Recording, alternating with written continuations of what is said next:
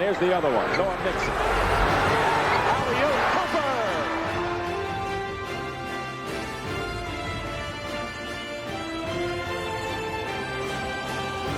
Alice Brown closing the stagger on Bulgaria. She is burning up the turn.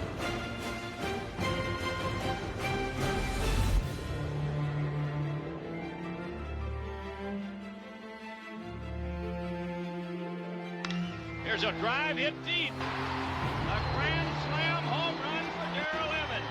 Here's McCullough. Has 5, has 10. He's loose in the secondary. McCullough is going to take this the distance.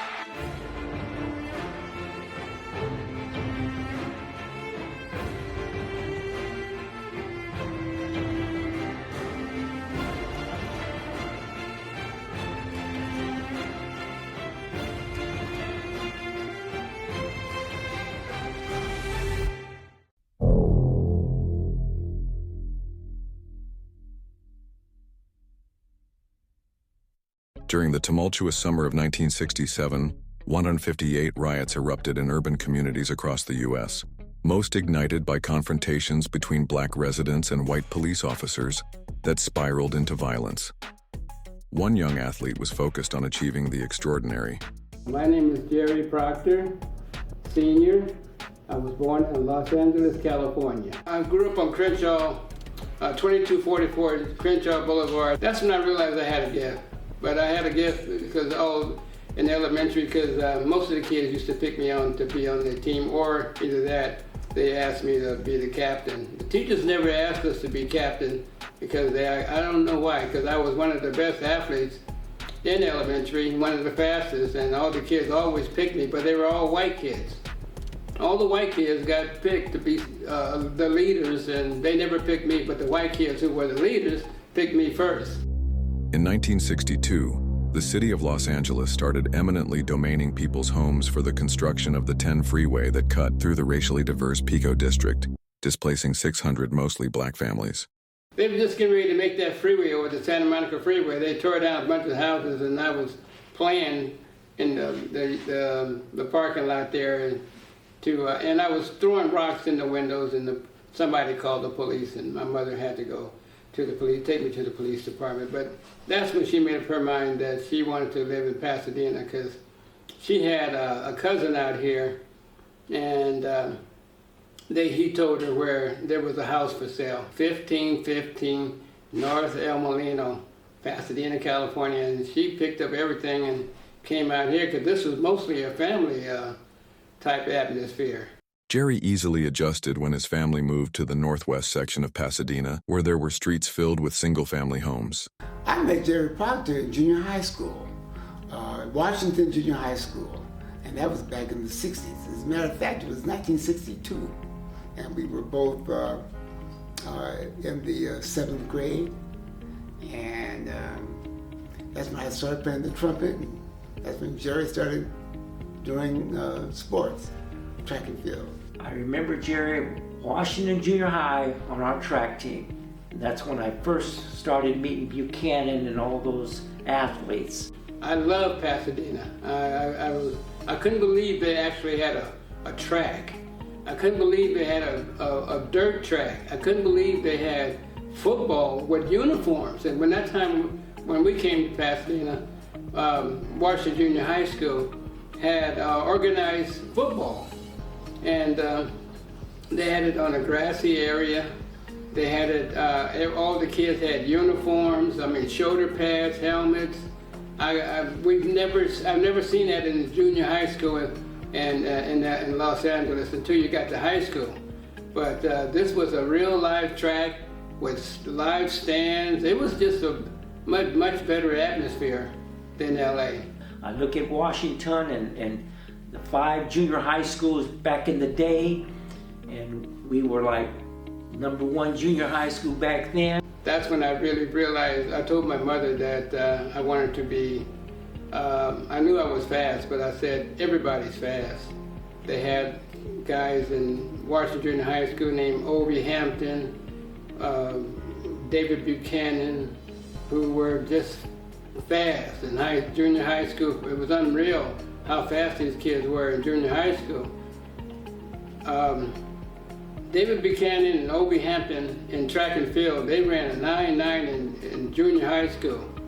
Now that's incredible for junior high school kids. And I was a little 99-pound person who was like soaking wet, maybe 100 pounds, you know, really skinny, but I was very active and very fast, you know. But David Buchanan and Obie Hampton, they stole the spotlight, and they were A's and I was like a C. While at Washington, Jerry saw a film about sports that featured Olympic long jump champion Ralph Boston. They had a picture of Ralph Boston jumping. And the thing about it, the reason why I remembered it is because we used to always do like low jumps, but we used to do what's called a hitch step. You know, you would run, your feet together, and then you would drop and land into the sand with your feet together.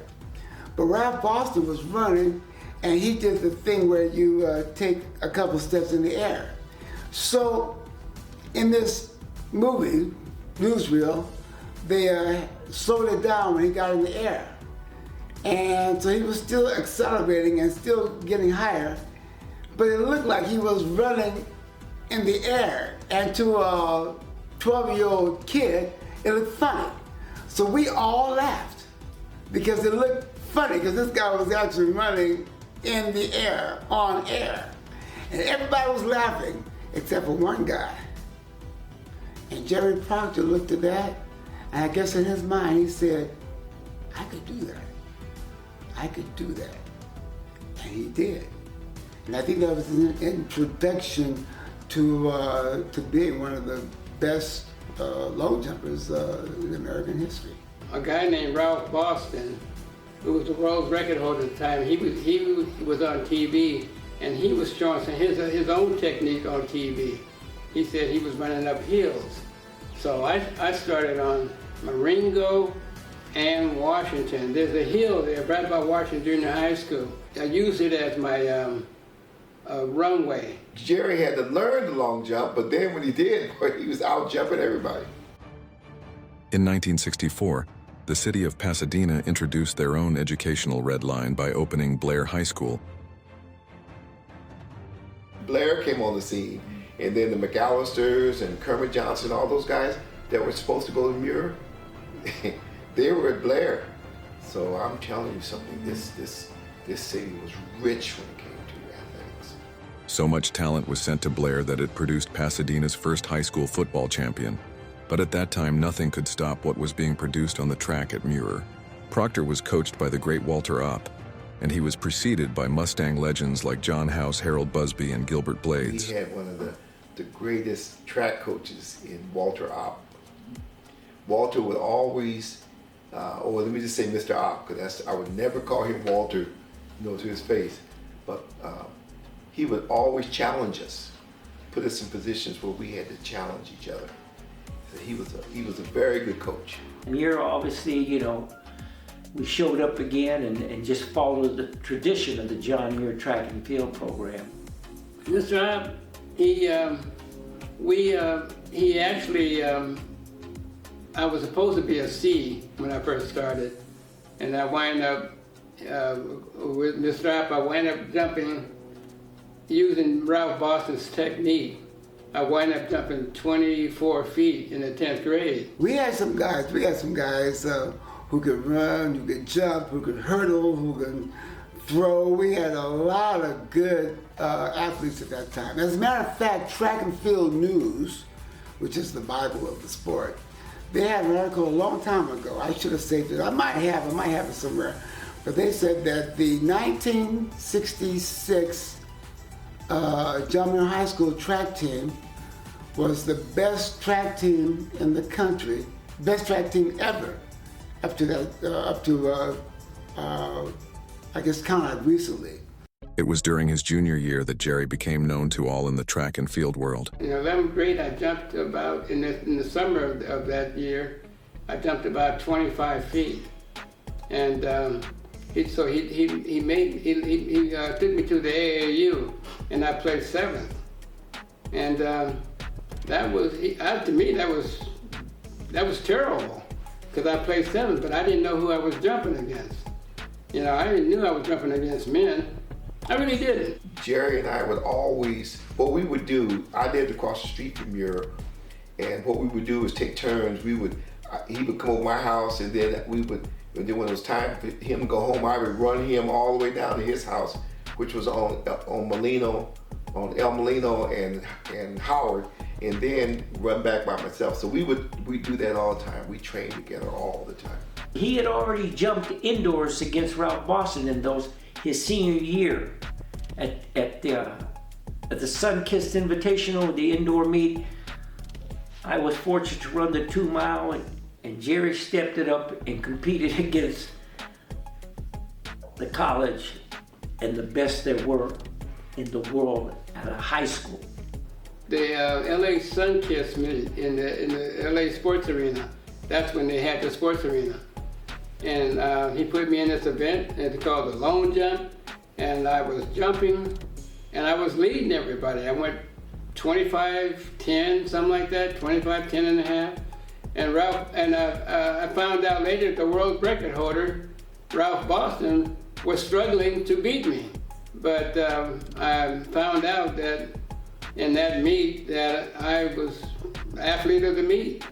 You know, Ralph Boston struggled. He took second, and he wound up going 26-2 on his last jump. I had 25-10 and something like that, which was a national record for a high school, I think, at that time, indoors. He jumped 25-10, I think, in his, not in his senior year, but his junior year.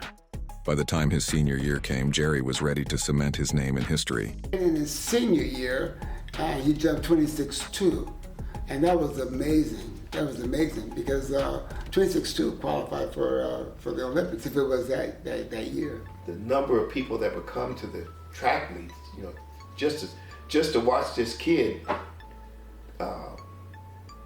break the records and do the things that he did was fascinating. Even though he was one of the most heavily recruited athletes in the country, Jerry never let the spotlight go to his head and remained humble. I just started getting all this attention, you know.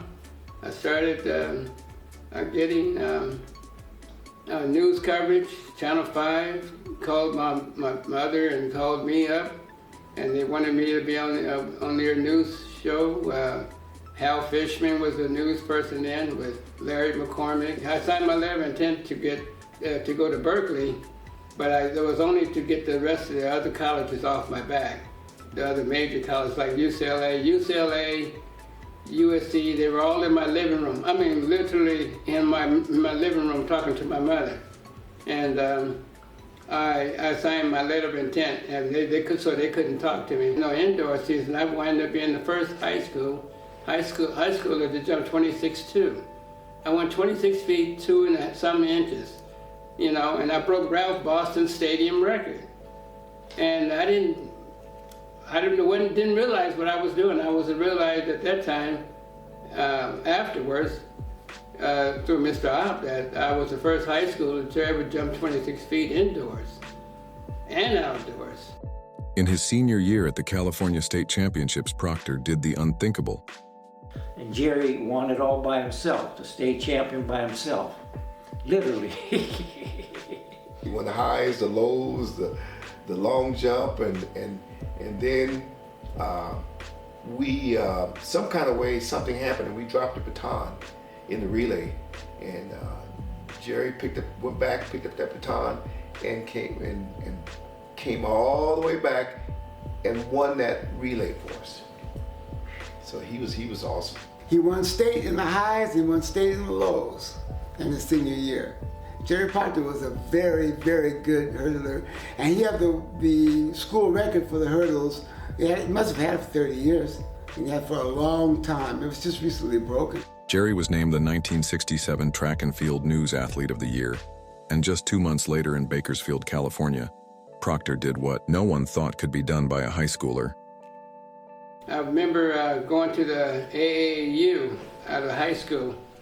I was still in high school, and then Ralph Boston again was there, Bob Beeman was there, and all the other men long jumpers were there, and the greatest assortments of long jumpers in the world were there, and I wind up winning the whole thing right out of high school. I won the AAU right out of high school, the nationals, and I went 26 feet, something inches, 26.2 or something like that, outdoor there, and I wind up being setting the national record then for high school. And it was, I didn't realize what I did. Ralph Boston, he said, I said, the news people asked me, and they said, how do you feel about winning the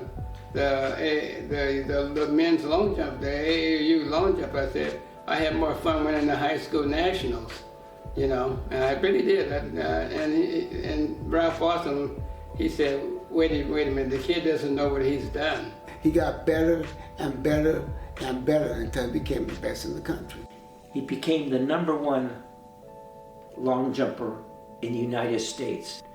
But Jerry didn't realize what he had done. To Jerry, just another day competing. He didn't even realize how good he was. Proctor went on to the University of Redlands, where he continued to excel. I went to Arizona State University. They wanted Jerry up there so bad, but Jerry had his pick of, he had not only national picks as far as national schools, he had the UCLA, the USC's, all those schools, but there were schools overseas that were willing to give Jerry a scholarship to have him come over there. Mr. Opp wanted me to go to the University of Redlands. So, I went to the University of Redlands only because Mr. Opp said he went to the University of Redlands, and he said if I went to the University of Redlands, he could help me get a degree. And basically that's what he did. A hamstring injury caused him to finish 4th in the 1968 Olympic trials. Training for the '68 Olympics, just before the Olympics, I pulled my muscle. The Olympic trials was held that year in South Lake Tahoe. They had Tommy Smith, Lee Evans, and those guys were, and Professor Harry Edwards, they were all talking about boycotting. And I had mixed emotions about it because I was going to really basically do the same thing George Foreman did in that Olympics. And I was going to say, just perform. This guy named Charlie Mays had his last jump. Charlie Mays was in the United States Army at the time, and he had his last jump. I still was at that 26.2 or 26.1. I was in 3rd place to make the Olympic team, and he had his last jump, and he went to 26.5 or something like that, and he beat me out of the Olympics. I placed 4th. During his sophomore year, tragedy struck when Proctor's mother was murdered. When my mother got murdered, my motivation stopped, I know that he was, like me, very close to his mom. And I know that it hurt him as it would hurt me. And that takes all the wind out of your sails when you're that young and you have a problem like that. A few weeks later, Jerry won the NCAA championship. That was the first time that they let small schools in to compete with big schools. And I went to that NCAA, and the newsman said, "What are you going to jump today, Jerry?" I said, "I'm going to jump 27 feet because I want to give a going away present to my mother." And I jumped 26.11 and a half, something like that, in that meet. I won the NCAA. After that, Proctor struggled to find the passion he once had. That was the last time I was motivated to run. Honestly, I really took a back seat. The university came to me and they said, "Jerry, you don't have to run if you don't want to." I said, "I want to run for you guys," because they were doing me a favor. And I wanted to. I didn't like just sitting back doing nothing. But I knew my motivation was gone. I was really done with track. My motivation was my mom. I led the world again in 1974. I led the world in 74, over 27 to something like that. And I remember they was having me picked for to win, be in the next Olympics, and I tore the same muscle. Jerry met Kathy Alexander in 1975, and just 4 months later they married. Catherine Sienna Proctor. And I've been married to Jerry Proctor for 49 years, August the 29th. I saw her walking down the street, and I made a U-turn, and I asked her, did she want to ride? And she said, yeah, I almost tore my door down. I did not. Now, I normally don't get in rides with strange men, but he just seemed nice enough, so I got in, and 4 months later we were married. And we have 2 beautiful, beautiful kids. Kathy had no idea she married a legend. I had the carpet cleaned one day, and this guy comes in. I mean, I got little pieces of it, and then the guy said, "You're Kathy Proctor? Do you know a Jerry Proctor?" And I said, "Oh yeah, I'm his wife, you know." He said, "Can I just shake his hand?" Jerry and Kathy's 2 children got their father's athletic prowess. Jerry Proctor Jr. was selected as a second-round pick by the Arizona Diamondbacks in the 1996 Major League Baseball draft, and Christina still holds the 110 high hurdle record at Pasadena City College. I don't think they ever had a person drafted that high in Pasadena. Jackie Robinson, those guys missed all that, you know, but my son was rated number 2. They gave him a lot of money, and he went to Arizona Diamondbacks. He was the first Diamondback team that they formed, an expansion team. He was on that team in 1998. In 1983, the University of Redlands honored Jerry by inducting him into its Hall of Fame. He was later inducted into the John Muir Alumni Association Hall of Fame in 1998. In 2020, he received recognition from the National High School Track and Field Hall of Fame. Jerry is also a 2025 inductee into the Pasadena Sports Hall of Fame. We are here with Mr. Jerry Proctor here at our National High School Track and Field Hall of Fame dinner, getting ready to start in a little while. Mr. Proctor has come to us from California, Pasadena, California, made the long trek here, and he is a 1967 graduate of the great Muir High School program, one of the most revered programs in the nation in California. Are you surprised more high school jumpers haven't jumped 26 feet by now? Well, yeah, because I'm a sprinter, basically a sprinter. And sprinters like Carl Lewis, Ralph Boston, Bob Beeman, you know, we can all jump. For some reason, we practice long jumping more than we did sprinting. Okay. You know, but it's a technique that you have to learn, that you have to get, you know, perfected. Jerry Proctor's legacy is cemented as a true Pasadena sports legend. What do you guys talk about now? You know what? To be honest with you, not a whole lot different than what we talked about when we were at Muir. And that was, you know, Jerry and I were very dedicated. And what we can do to help these kids if they allow us to. Okay, which the kids today are way different than they were back then. Back then, we were so busy looking up at the Busbys and the John House and those kind of guys that you know, and Walter Opp used to always tell us, he says, hey, don't let your head get big. He said, you get eaten up. That would terrify us because we didn't want to get beat. You know, Jerry ran in college. Jerry ran 9.4. I know Jerry ran 9.4. You know, that's you know, I didn't know he was that fast. No, Jerry didn't know he was that fast. I know that. I know He that. didn't know it. That's why Jerry decided not to run the 100 at Muir. Yeah. He knew he could run, Yeah. but there's too much competition out there. but I'll tell you I what, gotta find me something. And the greatest long jumpers have the greatest speed. Yeah. I'll tell you one thing. Particularly in Jerry Yeah, ran 200 9.4. Yeah, I remember that. Jerry ran 9.4 at Brothers. Yeah. Brothers, man.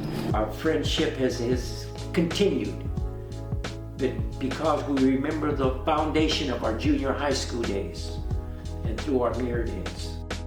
If you came through a championship team, that pulled guys together And you'll never lose that. Never lose that. When you win a championship with those type of guys, you're going to be friends forever. Yeah. Did you know that? I mean, how did that happen? Because they just put me in stuff, and you know, for points. Did you know that you could run that fast? No. He was the Jim Thorpe of Redlands. Yeah. He runs everything from the 100. This guy, man. This guy. He jumped that 26.2. I remember hearing Op and some of the other guys bragging and talking about him, and Op said he jumped that 26.2 on the wrong foot. Yeah. I thought he was serious. Yeah. And I told my daddy, I said, Daddy, Jerry Proctor just jumped 26.2 on the wrong foot. And my daddy said, no way. I said, yeah, but I know it's true. Coach said it. If Coach said it, that was it. If Bob said it, that was it. It was it. It was it. Yeah.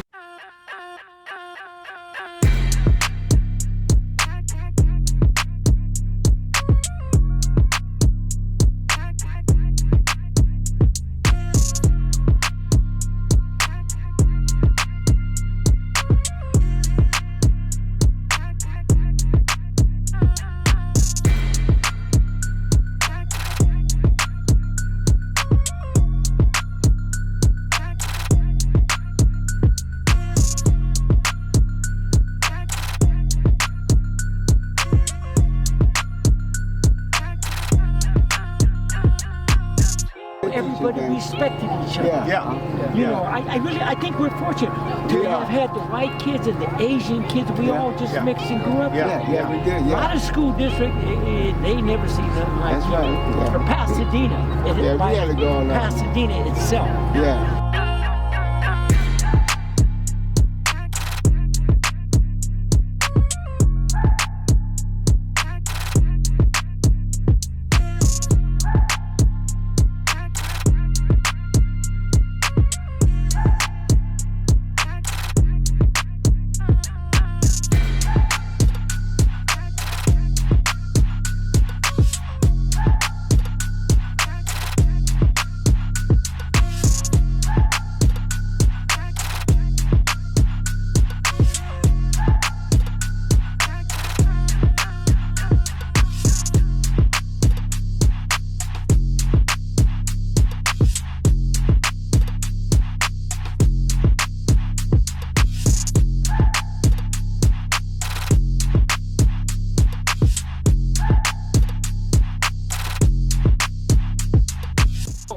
My words are,